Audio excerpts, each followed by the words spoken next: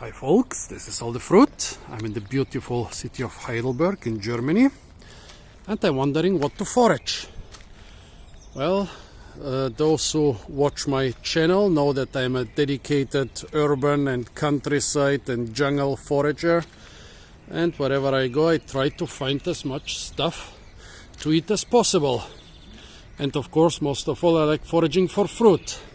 Well, now I'm in Germany in the last days of March, and the 2 previous years were actually very well in several aspects very good for fruit foraging. The most important of those aspects was very mild winters. So basically most of the fruit didn't freeze during winter, since we also had pretty dry summers and also one very dry summer. They would basically get mummified on the trees and shrubs, and you could forage for fruit. Well, into March you could forage a lot, and in April we had the crazy heat wave, so the new fruits like cherries, strawberries, mulberries and so on, they would ripen towards the end of April. But still you could still find some edible fruit from last year well until June. So basically the fruit seasons overlapped because of this combination of dry summer and very mild winter. However, this winter was not so mild. People say we had minus 12 degrees outside of the city. Inside of the city maybe minus 8 or so, and also several days with permanent frost. And when you look around, there's not so much stuff on the trees and shrubs. Last year, for example, the funny thing was, the last couple years you could forage ripe soft rose hips for several months, sometimes starting in August, September and going all the way to April, May, so throughout 3/4 of the year. Come on, I must focus. This year it doesn't look so good. This one is good, but not too good, and there are only a few rose hips you can forage from those shrubs, and they are not of the same good quality as last year. Here and there you can forage something, but to be honest, this year when it comes to fruit it's a little bit difficult. Of course I can forage a lot of green leaves and flowers in spring. This is the best time for foraging for leaves and flowers. For example, those little daisies here are edible and tasty. I can still forage for a lot of roots and tubers and bulbs and stuff. But what about fruit? Well, here we have an ornamental apple tree.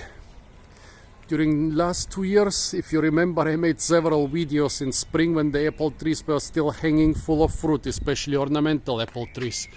This year, nope, not a single fruit remaining on this apple tree. But if you look on the ground, it's covered with apples. They might be small, they might be sour. They are something similar, well, they taste similar to crab apples basically, but they are not crab apples. This is some ornamental hybrid, which even when they planted it, they didn't know exactly what it is. So it was just put down as apple hybrid or ornamental apple. And the apples are of course not as good as compared with other apple varieties, as with the edible apple varieties, with the ones cultivated for their fruit, but they are plentiful. Also, they are a little bit more rotten than last year. Why? Well, apples are soft, juicy fruit, and when they freeze, they die basically. And why did they survive on the ground and not on the tree? Well, of course, several meters above ground. In winter, the temperatures get a lot colder than in those sheltered locations here. If you look at that, most of those which are on the lawn have died, but the sheltered ones near the shrubs and especially underneath the shrubs are still in very good condition. I remember in Bulgaria in the 80s, we still had real winters, like minus 20-25 degrees was nothing unusual in Sofia, which is situated at about 550 meters above sea level.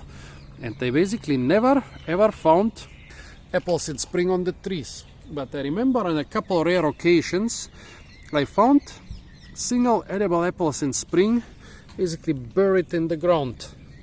Like maybe somebody even stepped on them, and there they survived the cold for the cold winter frosts. And here, yeah, minus 12 degrees, or inside the city maybe rather more like minus 8.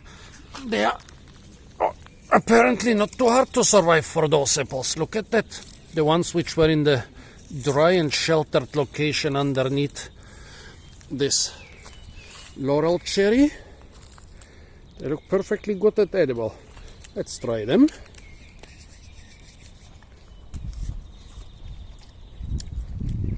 Well, sour. There is not much sweetness and also not too much flavor to them, but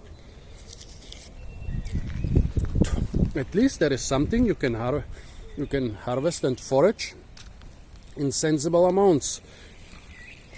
Not just a couple grams or half an ounce of fruit you can forage from one location, but here actually, I guess, if you collected everything that's still edible, you could get like 1 or 2 kilograms, or like between 2 and 4 pounds.